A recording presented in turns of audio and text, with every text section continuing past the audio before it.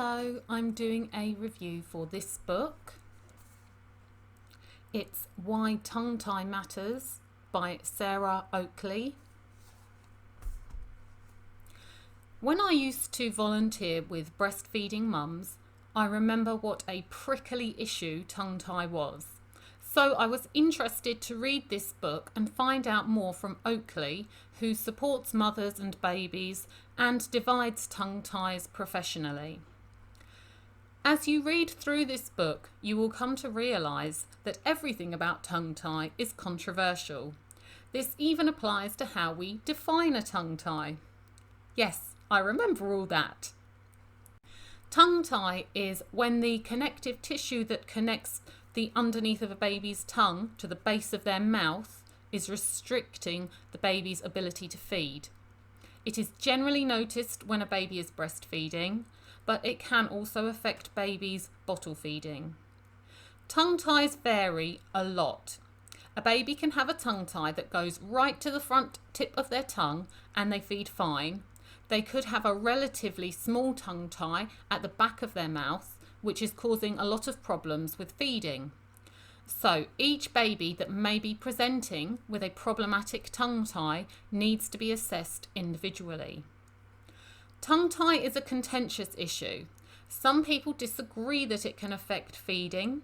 Some people think all babies should have their tongue ties divided so there is no risk of them causing an issue. Some people think that tongue tie is only a problem when it presents in a certain way. People disagree on the methods of diagnosis and treatment. Partly the controversy exists because if a baby is struggling with feeding, there could also be many other things which are causing the problems, as breastfeeding is a complex subject. I think if you are having feeding issues and you are being supported, but certain problems continue, then tongue tie is definitely worth considering. It could make all the difference, but it cannot be relied on to make all the difference. Feeding a little baby can still be difficult to get used to without a problematic tongue tie. And a baby who has had a tongue tie divided may need to relearn how to feed effectively. And tongue ties can redevelop. Basically, it's a bloody minefield. Oakley does a pretty good job of navigating it in this book, although at times she could also declare that what she thought was correct because she thought it. Oakley explains that tongue tie can often be overlooked by health professionals. This is also partly because the whole subject of baby feeding issues is often overlooked by health professionals. Very few health professionals have a strong working knowledge of breastfeeding and the multitude of layers that comprise a successful breastfeeding relationship for mother and baby.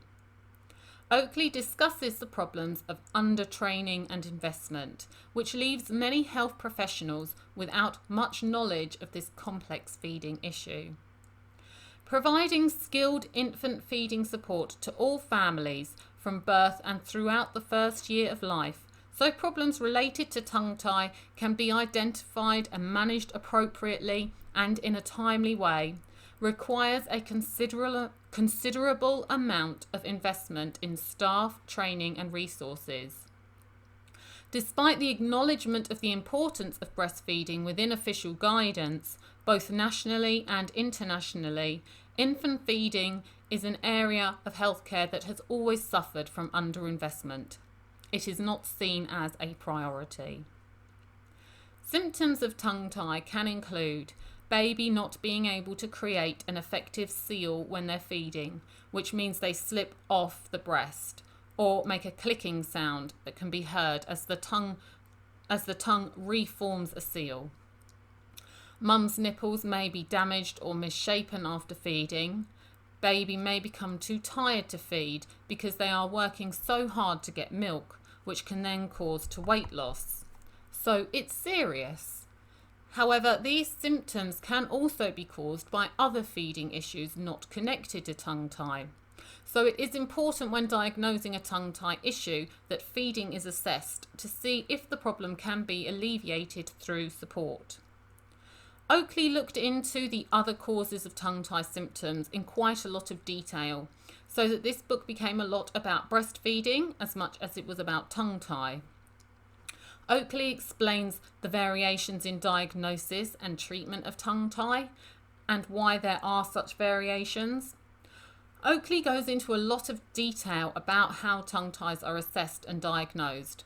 I felt that Oakley lost her way here, as there was too much detail and it became tedious to get through.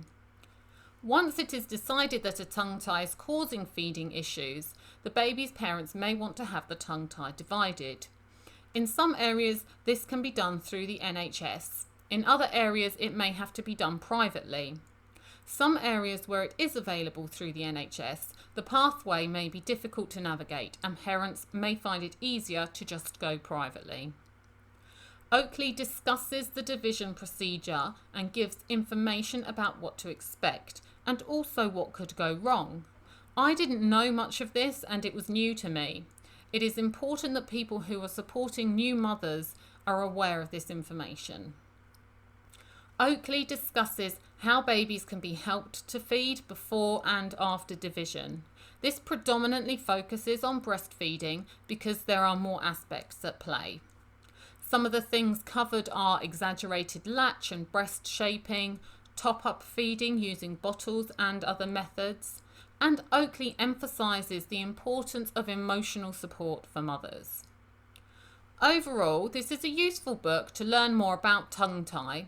There was a lot of information in it, although I wasn't sure who the book was aimed at, as it seemed too detailed for most parents, and yet there was a lot of non-specific information gone over that would already be known by health professionals, you would hope.